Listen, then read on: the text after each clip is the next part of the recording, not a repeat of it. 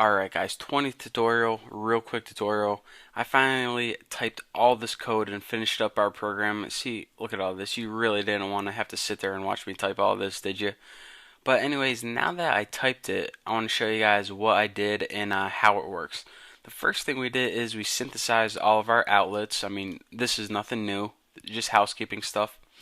And after this, the really first thing we did is we called this method called will animate rotation to interface orientation.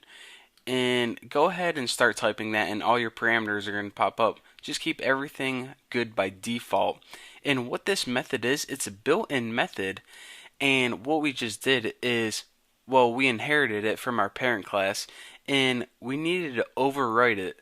So this method by default gets called after you rotate your iPod Touch or iPhone. And what it does is it looks at the interface, and it pretty much what it does is it looks at the orientation of how you're holding it, and depending on how you're holding it, displays your objects a certain way. So, I mean, by default, it has all your default settings, of course, but if you override it, you can manually type in the exact location of where and when you want to position each object. So what we did is we made one if statement. If the orientation is portrait, that means if you're just holding it up and down like you were talking on the phone, what you need to do is you need to change each frame and put it in a specific location.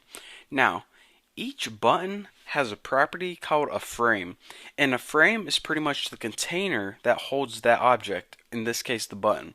So you always want your frame to be the same size of your object, and remember, ours were 125 by 125. This is the last two things you need to draw.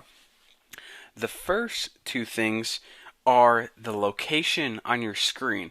So this first one is 20 pixels across, 20 pixels down. Draw a frame that's 125 wide by 125 tall.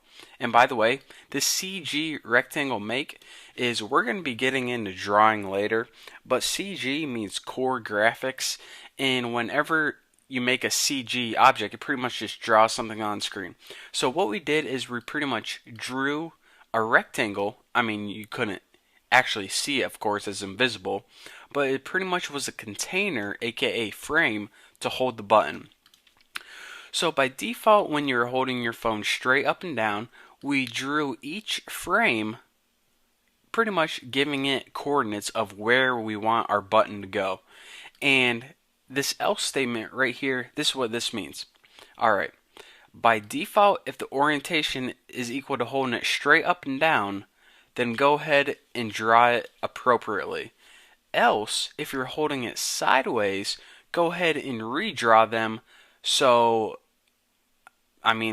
they're standing next to each other instead of overlapping. You can pretty much draw them anywhere on the screen. You can even draw them to make a shape of a hot dog if you want. But anyways, since we didn't have upside down, remember in our properties, we can never hold it upside down. So this handles the orientation if it's being held straight up and down. This handles it if it's being held in landscape. Remember, we can't even hold it upside down. We didn't specify those attributes, so we don't even have to worry about that. So after I pretty much overrode this method right here and called an if statement to handle how you want to draw the objects and when you want to draw them, the only other things I did is set all of our outlets equal to nil. This is just to free up memory. We'll be talking about this later when we talk about different views. And we also released all of our buttons because, remember, we retained them, so then we needed to release them when we were done with them. So again, this is just memory stuff down there. You don't really need to know about that. I mean, you do need to know about it, but you don't. So check this out. I'll give you guys one example. Let me go up, and right now we're holding it in portrait. So check this out. This button number 1 right here is 20 pixels over, 20 pixels down, and it is 125 wide and 125 tall. So this button number 2 is 175 pixels over, 20 pixels down, and of course 125, 125. We didn't change that for anything. So now let's go ahead and put hardware rotate left and see what we got now. Well, now let's go ahead and look at button 2. Button 2 right here is in the bottom left. That means it's 20 pixels over, 155 pixels down, and 125 by 125 because, that's just the size of the button. And how we reposition all these buttons to make sure that they all fit on the screen next to each other, besides instead of overlapping, we just pretty much figured out how wide our iPhone screen was, and we pretty much just, went through this stuff. You probably need a calculator in your hand to figure out all this stuff, but this is where you pretty much position everything to make sure it just fits nicely on the screen. And yeah, that's pretty much it. I mean, it's pretty self-explanatory. Just want to show you guys the key thing is this is the method that you need to pass in, and to interface orientation, set this equal to whatever orientation you're using, and then the conditions is how you want your objects to display. So if you have any questions, just go ahead and ask me on my forum. The link is below in the iPhone development section. And also, I posted all the source code for this, so you don't have to, keep rewinding it and watch this tutorial. You can just go ahead and copy all of my source code, post it in your Xcode, and watch it run. And once you do, it'll make a whole lot more sense.